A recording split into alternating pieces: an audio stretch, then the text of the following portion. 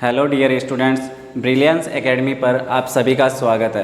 कल हमने hit and trial विधि तक कर लिया था, जो कि हमारा चैप्टर फर्स्ट चल रहा था। आज हम हिट एंड ट्रायल विधि से आगे चलेंगे, ठीक है। तो आज हम देखेंगे कि जो रासायनिक अभिक्रियाएं होती है वो कितने प्रकार की होती है, ठीक है। रासायनिक अभिक्रियाएं के कितने प्रकार होंगे?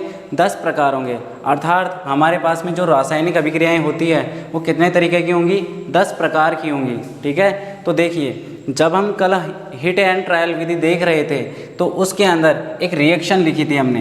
क्या लिखी थी? एक रिएक्शन, ठीक है। वो रिएक्शन हमने लिखी थी कि जब हमने फेरस आयन की अभिक्रिया, ठीक है, फेरस एलिमेंट की अभिक्रिया जैसे ही जलवाष्प के साथ कराई थी। किसके साथ? जलवाष्प के साथ, ठीक है। जैसे ही फेरस आयन जलवाष्प के साथ अभिक्रिया करता है तो हमारे पास में फेरिक ऑक्साइड मिलता है,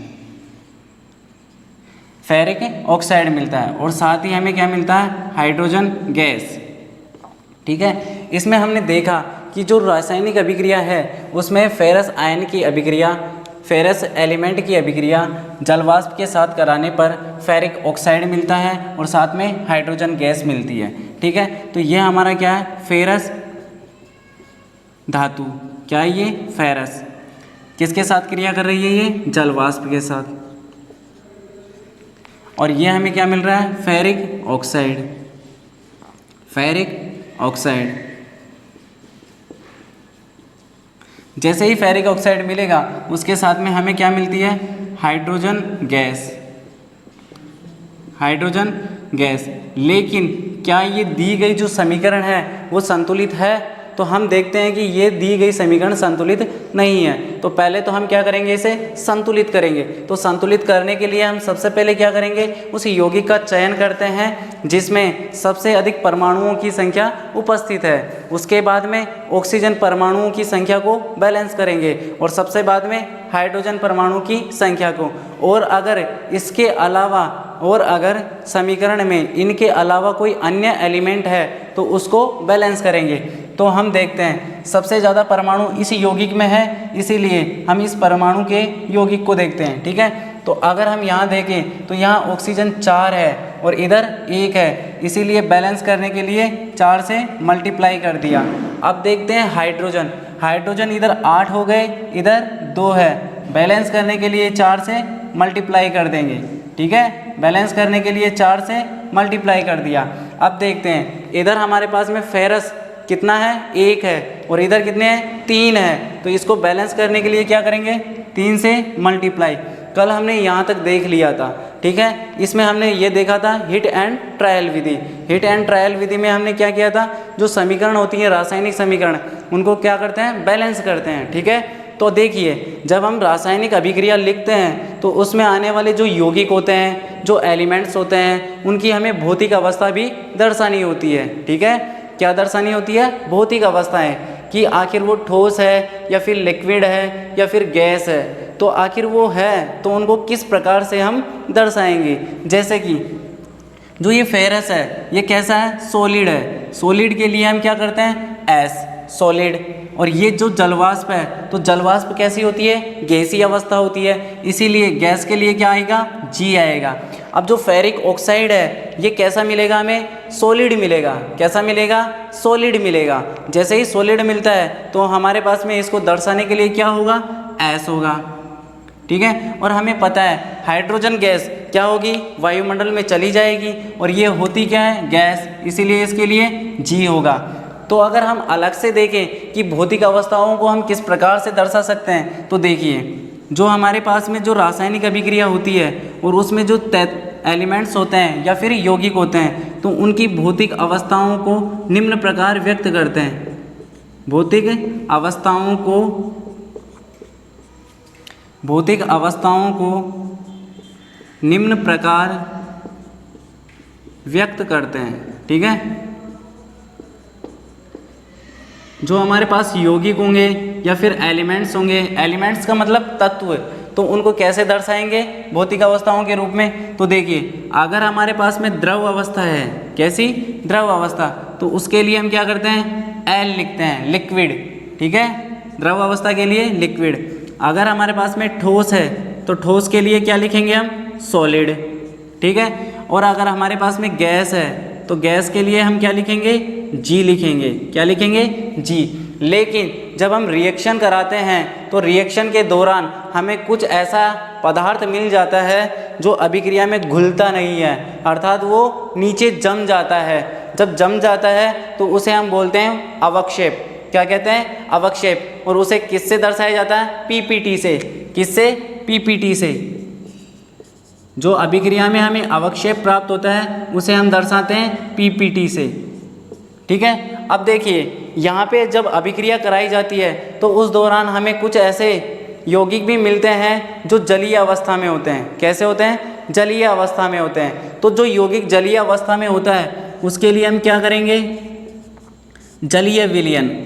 तो जलीय विलयन के लिए जो अवस्था होती है उसको किससे दर्शाते हैं, एक्वस से। किससे, AQ से।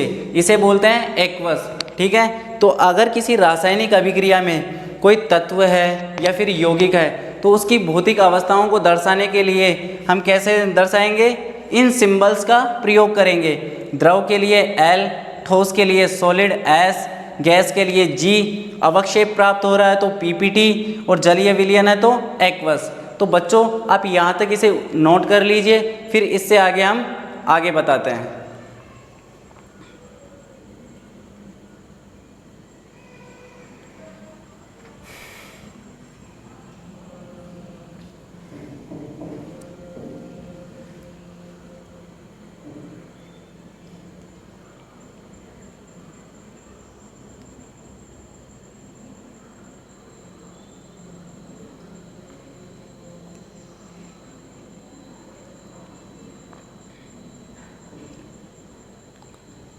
ठीक है बच्चों, यहाँ तक उतार लिया होगा। अब हम आगे बढ़ते हैं। अब जब हम आगे चल रहे हैं तो इसमें हम देखेंगे कि जो रासायनिक अभिक्रियाएं होती है वो किस किस प्रकार की होती है। अब हम यहाँ पे 10 प्रकार की अभिक्रियाओं के बारे में बात करेंगे। ठीक है। तो अब हम आगे चलते हैं।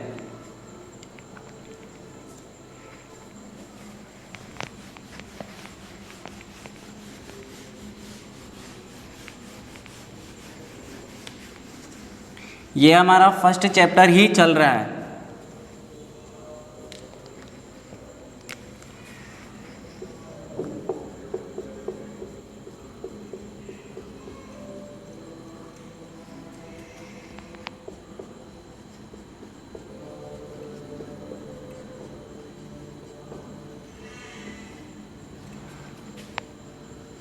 रासायनिक अभिक्रियाओं के प्रकार, और कितने प्रकार होंगे हमारे, 10।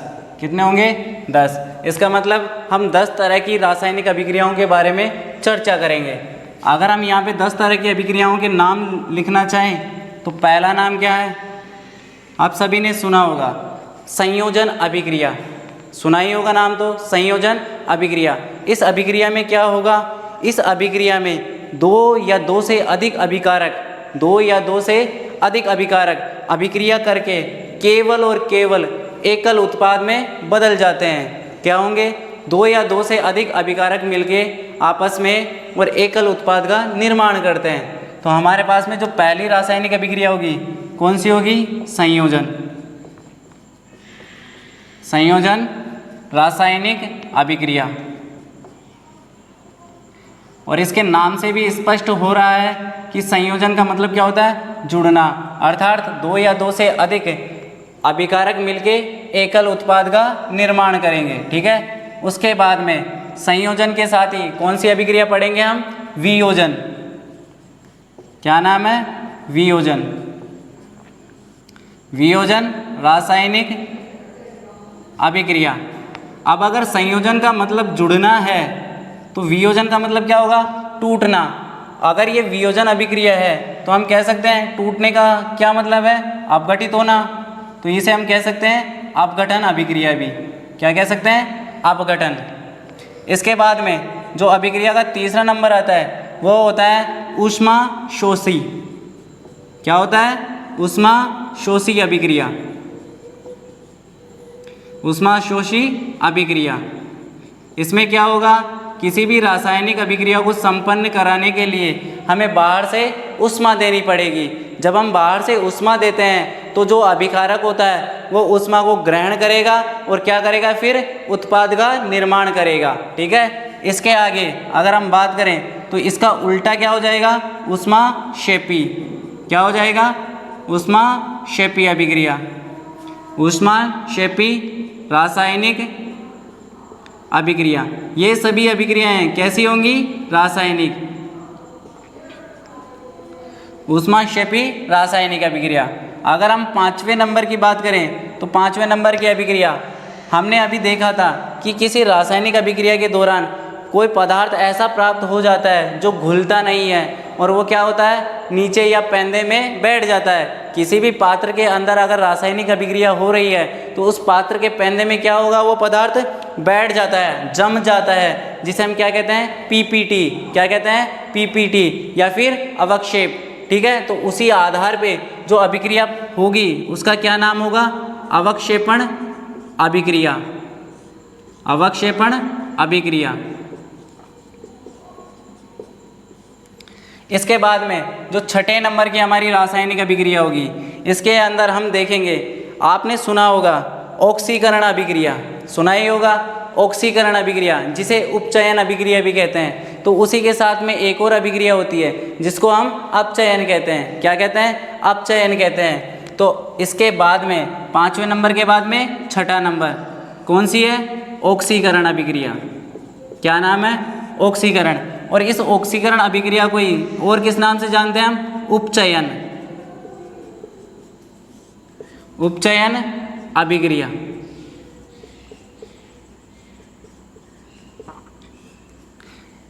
इससे आगे अगर हम बात करें तो 7वें नंबर की अभिक्रिया, अगर ये ऑक्सीकरण है तो इसी के साथ में दूसरी कौन सी होगी, अपचयन। अपचयन अभिक्रिया। ऑक्सीकरण के साथ में अपचयन अभिक्रिया। हमने यहाँ तक देखा, कितनी हो गई, 7। बची कितनी, 3 रासायनिक अभिक्रियाएं और बची हुई है। इन 3 रासायनिक अभिक्रियाओं में कौन कौन सा होगा, देखिए 8वें नंबर की जो हमारी अभिक्रिया होगी वो कौन सी होगी, विस्थापन अभिक्रिया। कौन सी होगी, विस्थापन अभिक्रिया।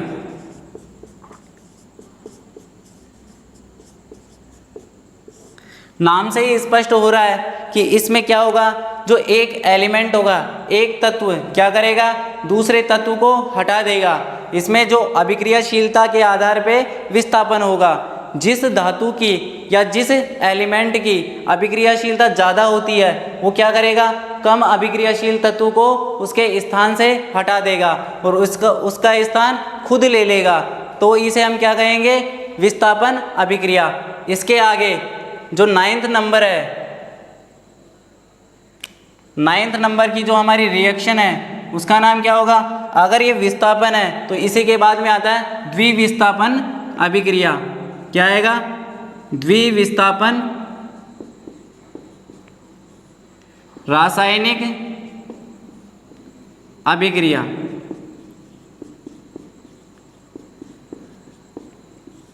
ठीक है, इस जो अभिक्रिया होगी, जो ये अभिक्रिया होगी, इसमें क्या होगा, 2 एलिमेंट होंगे। क्या होंगे, 2 एलिमेंट होंगे जो आपस में अपनी जगह बदलेंगे। अगर 2 एलिमेंट है, इसी आधार पे इस अभिक्रिया का नाम क्या है, द्विविस्थापन रासायनिक अभिक्रिया। अब बची है हमारे 10वें नंबर की, और इसके बारे में आप सभी जानते होंगे। इसे हम कहते हैं रेडॉक्स अभिक्रिया। क्या कहते हैं, रेडॉक्स अभिक्रिया। और इसी का दूसरा नाम क्या है, रेडॉक्स अभिक्रिया का दूसरा नाम क्या है, ऑक्सीकरण अपचयन। ऑक्सीकरण अपचयन अभिक्रिया। यानी कि इस अभिक्रिया में क्या होगा, ऑक्सीकरण और अपचयन दोनों साथ साथ होंगे, या फिर इसे एक और नाम से जानते हैं, अपोपचय अभिक्रिया।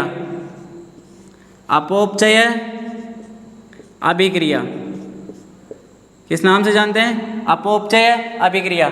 इस तरह हम देखते हैं कि जो रासायनिक अभिक्रियाएं होती है वो हमारे पास में कितने प्रकार की होंगी, 10 प्रकार की होंगी। ठीक है, 10 प्रकार की होंगी, जिसमें हम सबसे पहले हम देखेंगे संयोजन रासायनिक अभिक्रिया, उसके बाद में वियोजन रासायनिक अभिक्रिया जिसे हम अपघटन भी कहते हैं, तीसरी हमारे पास में आएगी ऊष्माशोषी अभिक्रिया। ऊष्माशोषी में ऊष्मा का अवशोषण होगा। उसके बाद में ऊष्माक्षेपी अभिक्रिया, इसमें ऊष्मा क्या होगी, बाहर निकलेगी। अभिक्रिया के दौरान क्या होगा, ऊष्मा का उत्सर्जन होगा। ठीक है। अवक्षेपण अभिक्रिया, इसमें क्या मिलेगा, हमें पीपीटी प्राप्त होगा, अर्थात अवक्षेप प्राप्त होगा। इसके आगे अगर हम बात करें ऑक्सीकरण अभिक्रिया, ऑक्सीकरण को उपचयन के नाम से भी जानते हैं। इसमें क्या होगा, ऑक्सीजन का जुड़ना होगा। ऑक्सीजन का जुड़ना या फिर हाइड्रोजन का निकलना, उसे क्या कहेंगे, ऑक्सीकरण अभिक्रिया। इसके बाद में आएगी अपचयन अभिक्रिया। अपचयन अभिक्रिया में क्या होगा, ऑक्सीजन का निकलना या फिर हाइड्रोजन का जुड़ना, ठीक ऑक्सीकरण का उल्टा। ठीक है, जहां ऑक्सीकरण में ऑक्सीजन जुड़ती है, अपचयन में ऑक्सीजन निकलती है। ऑक्सीकरण में हाइड्रोजन निकलती है तो अपचयन में क्या होती है, हाइड्रोजन जुड़ती है। इसके बाद में बात आती है विस्थापन की। विस्थापन में क्या होगा, एक एलिमेंट दूसरे एलिमेंट को अभिक्रियाशीलता के आधार पर विस्थापित करेगा। इसके आगे अगर हम बात करें विस्थापन, द्विविस्थापन, इसमें क्या होगा, इसमें दो एलिमेंट होंगे जो आपस में क्या होंगे, अपना जगह बदलेंगे। इसी कारण इसे क्या कहेंगे, द्विविस्थापन रासायनिक अभिक्रिया। इसके अगर आगे हम बात करें तो रेडॉक्स अभिक्रिया।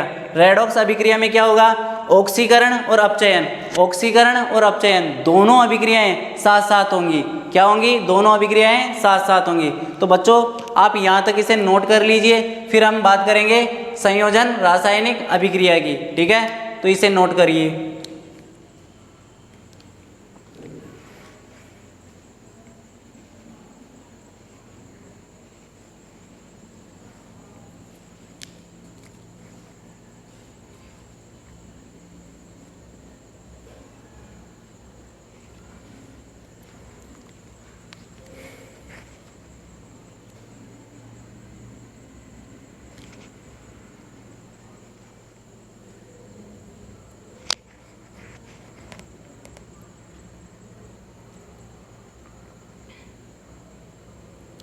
अगर यहाँ तक किसी को कोई डाउट हो तो आप हमें कमेंट करके बता सकते हैं। ठीक है, ये हमारा फर्स्ट चैप्टर चल रहा है। अगर इसमें स्टार्टिंग से लेकर अभी तक के लेक्चरर में अगर आपको कोई डाउट हो तो आप कमेंट सेशन में कमेंट कर सकते हैं। ठीक है, तो आपने यहाँ तक नोट कर लिया होगा।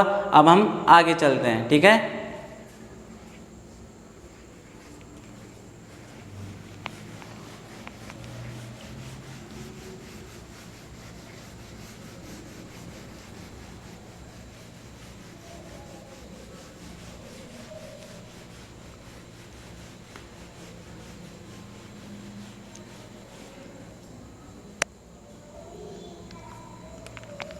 अब हमने बात किया था कि जो हमारी फर्स्ट अभिक्रिया होगी, जो सबसे पहले की रासायनिक अभिक्रिया होगी, उसका नाम क्या है, संयोजन अभिक्रिया।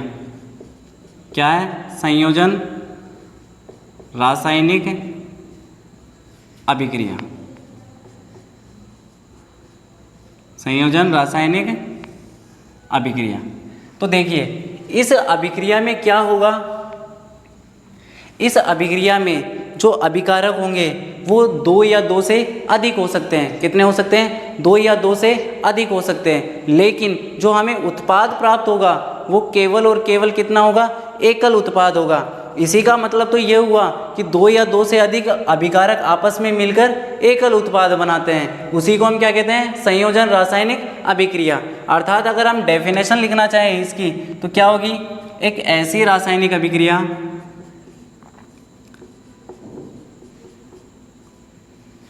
ऐसी रासायनिक अभिक्रिया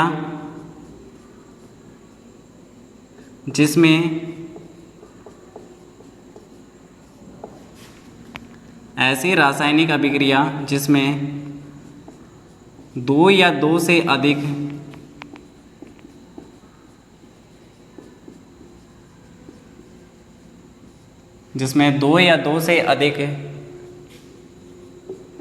अभिकारक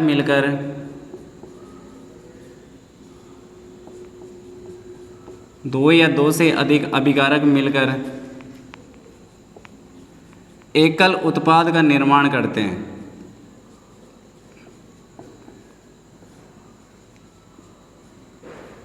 एकल उत्पाद का निर्माण करते हैं।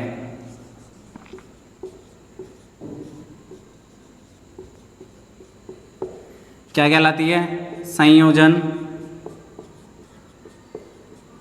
संयोजन रासायनिक अभिक्रिया। संयोजन रासायनिक अभिक्रिया कहलाती है। संयोजन रासायनिक अभिक्रिया कहलाती है।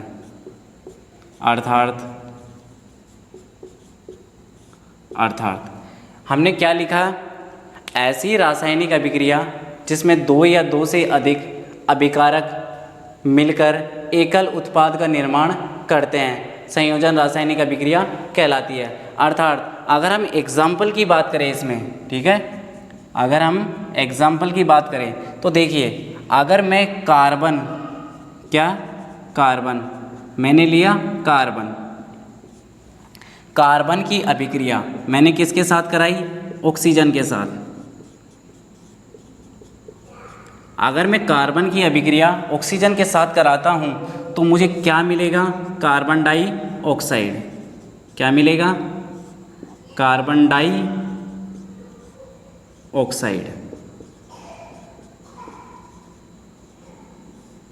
Carbon dioxide. अब देखिए यहाँ मैंने क्या किया? कार्बन लिया, कार्बन की अभिक्रिया किसके साथ कराई? मैंने ऑक्सीजन के साथ कराई। जैसे ही मैं कार्बन की अभिक्रिया ऑक्सीजन के साथ कराता हूँ तो मुझे क्या मिलेगा? केवल और केवल CO2 मिलेगी। क्या मिलेगी? CO2। अब हमें ये पता चल गया कि ये दोनों क्या होंगे? अभिकारक। जैसे ही ये अभिकारक आपस में क्रिया करते हैं तो हमें क्या मिलेगा? उत्पाद। उत्पाद क्या मिल रहा है? CO2। तो देखिए यहाँ अभिकारक कितने हुए? 2 हो गए। यहाँ उत्पाद कितना? एकल है, केवल एक है। तो यह अभिक्रिया क्या कहलाएगी? संयोजन रासायनिक अभिक्रिया, क्योंकि यहाँ 2 अभिकारक आपस में मिलकर क्या बना रहे हैं? एकल उत्पाद। ठीक है। अब हमने बात की थी भौतिक अवस्था की, तो जो हमारा कार्बन होता है इसे हम लकड़ी कह सकते हैं। ठीक है, लकड़ी क्या होती है? कार्बन होती है। तो ये कैसा है? सॉलिड। लेकिन ऑक्सीजन क्या है हमारे पास में? गैस। और कार्बन डाइऑक्साइड भी क्या होती है? गैस होती है। तो बच्चों यहाँ तक आप इसे नोट कीजिए, इससे आगे हम आगे बढ़ते हैं फिर।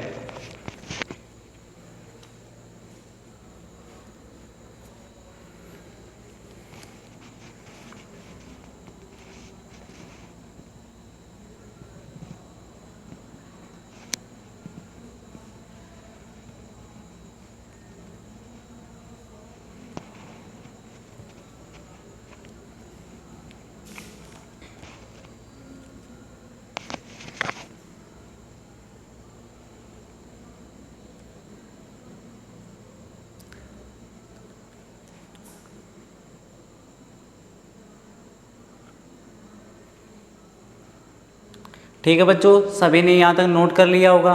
ठीक है, इससे आगे चलते हैं। इस अभिक्रिया को एक और नाम से जानते हैं। इसमें हम लिख सकते हैं, कार्बन का मतलब क्या है? हम लकड़ी कह सकते हैं, या फिर हम क्या कह सकते हैं? कोयला भी कह सकते हैं। इसीलिए हम क्या लिख सकते हैं? इस अभिक्रिया का नाम कोयले का दहन। जो अभिक्रिया है इसको हम क्या कहेंगे? कोयले का दहन। ठीक है, ये नोट कर लेना, इसे कहेंगे कोयले का दहन। अब हम आगे बढ़ते हैं। संयोजन रासायनिक अभिक्रिया में ही एक और अभिक्रिया देखते हैं, उसके ऊपर भी हम चर्चा करते हैं। आप सभी ने देखा होगा चूना।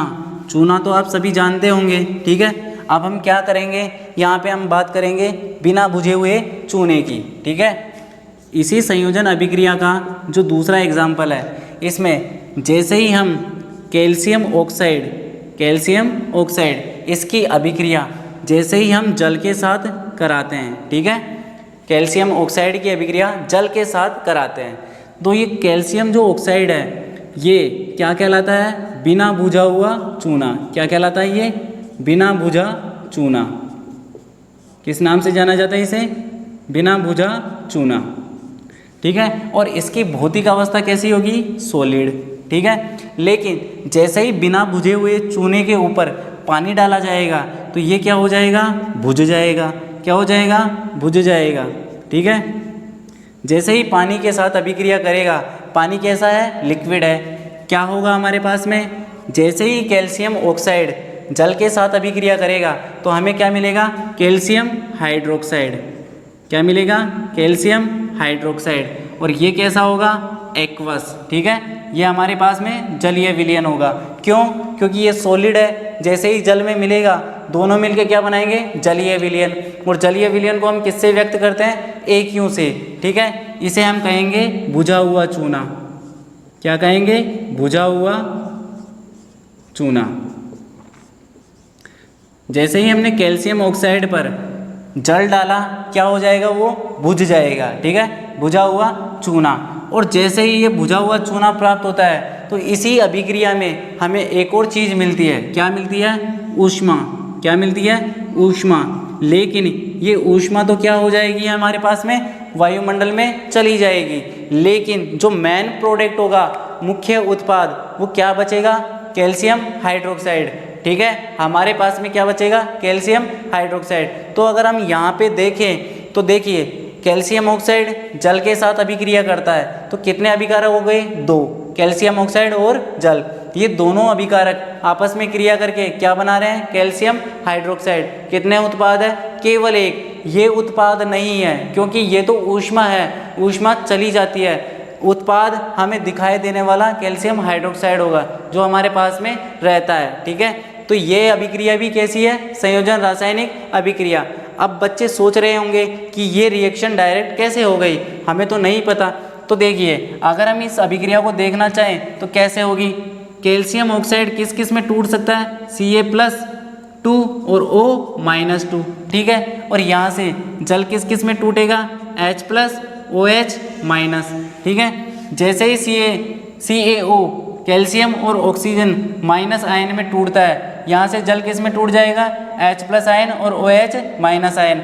हमें पता है प्लस माइनस आपस में क्या होंगे, अट्रैक्ट होंगे और आपस में जुड़ जाते हैं। तो जो कैल्शियम का आयन है वो किसके साथ जुड़ेगा, OH के साथ। और जो हमारे पास में कैल्शियम OH के साथ जुड़ेगा तो हमारे पास में क्या मिल जाएगा, कैल्शियम हाइड्रोक्साइड। क्या मिल जाएगा, कैल्शियम हाइड्रोक्साइड। और ये दोनों आपस में मिलकर वापस क्या बना लेंगे, जल बना लेंगे। और जैसे ही जल बनाएंगे तो वो तो जल में चला जाएगा। लेकिन इस अभिक्रिया में जो ऊष्मा है वो हमें अभिक्रिया में दिखाई तो नहीं दे रही, लेकिन वो बनेगी। ठीक है, वो बनेगी और वो कहाँ चली जाएगी, वायुमंडल में चली जाएगी। ठीक है बच्चों, तो यहाँ तक इसे नोट करो, फिर आगे हम बढ़ते हैं।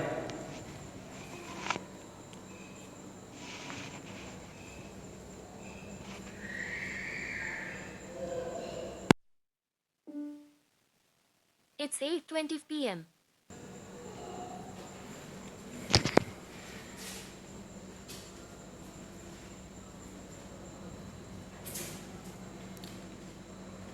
अगर यहाँ तक इस अभिक्रिया में अगर आपको कोई दिक्कत है समझने में तो आप कमेंट के जरिए हमें बता सकते हैं। ठीक है, आपने यहाँ तक उतार लिया होगा। ठीक है, अब हम आगे बढ़ते हैं। आगे हम देखेंगे वियोजन रासायनिक अभिक्रिया। नाम से ही स्पष्ट हो रहा है, वियोजन में क्या होगा, एकल उत्पाद। जो एकल उत्पाद प्राप्त होता है तो हम क्या कहेंगे वहाँ पे, वियोजन में जो एकल अभिकारक है, जो एकल अभिकारक होगा वो टूटकर क्या करेगा, 2 या 2 से अधिक उत्पाद देगा। क्या देगा, एकल अभिकारक टूटकर 2 या 2 से अधिक उत्पाद देगा। उसे ही हम क्या कहेंगे, वियोजन अभिक्रिया। क्या कहेंगे, वियोजन अभिक्रिया। ठीक है, तो हमारा जो सेकंड नंबर है अभिक्रिया का, क्या नाम है उसका, वियोजन रासायनिक अभिक्रिया।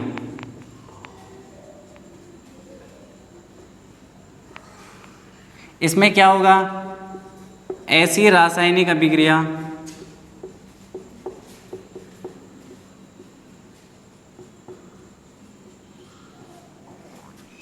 जिसमें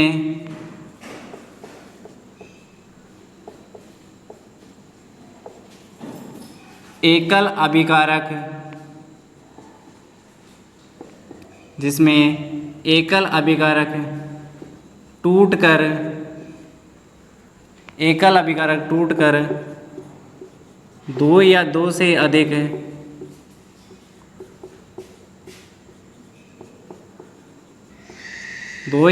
अधिक उत्पाद देता है।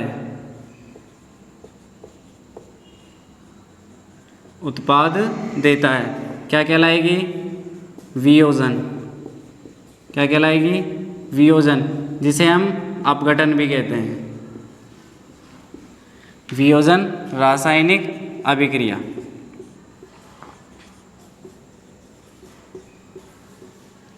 वियोजन रासायनिक अभिक्रिया कहलाती है। अर्थात अगर हम इसके रिएक्शन की बात करें तो रिएक्शन क्या हो सकती है, क्या हो सकती है?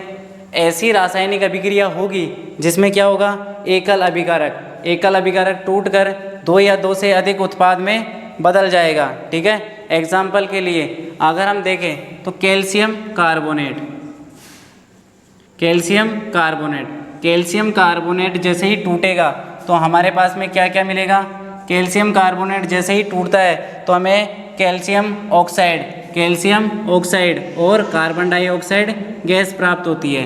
कैल्शियम कार्बोनेट टूटकर कार्बन डाइऑक्साइड गैस और कैल्शियम ऑक्साइड में बदल जाता है। ये क्या हमारा calcium carbonate.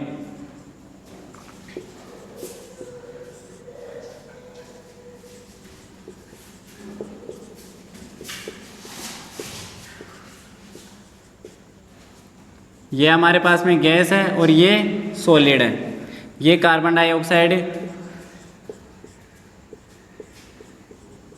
Carbon dioxide gas और ये क्या है? Calcium oxide.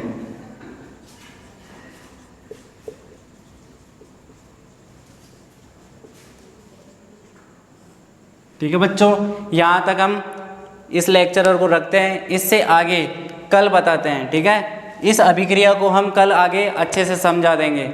आगे आने वाला जो वीडियो होगा वो आपको तभी मिल पाएगा जब आप हमारे चैनल को सब्सक्राइब कर लेंगे, क्योंकि नोटिफिकेशन आपको तभी मिल पाएगा जब आप नोटिफिकेशन के बटन को दबा लोगे, मतलब उसे घंटी का बटन दबा देना, जिससे कि आने वाले सभी वीडियो आपको आसानी से मिल जाए। आज के लिए यहीं तक। ठीक है, राधे राधे, थैंक्स।